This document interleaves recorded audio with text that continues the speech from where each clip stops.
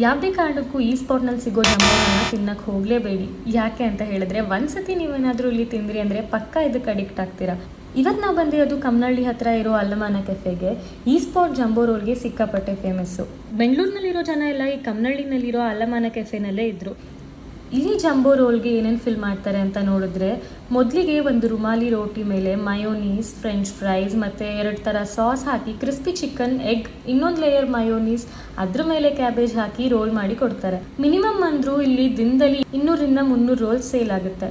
ನಾವಿಲ್ಲಿ 170 ರೂಪೀಸ್ ಕೊಟ್ಟು ಒಂದು ಜಂಬೋ ರೋಲ್ನ ಟ್ರೈ ಮಾಡಿದ್ವಿ. ಇಬ್ಬರಿಗೆ ಆರಾಮಾಗಿ ಹೊಟ್ಟೆ ತುಂಬುತ್ತೆ, ಸಿಕ್ಕಾಪಟ್ಟೆ ವರ್ತ್ ಅಂತ ನನಗನ್ನಿಸ್ತು.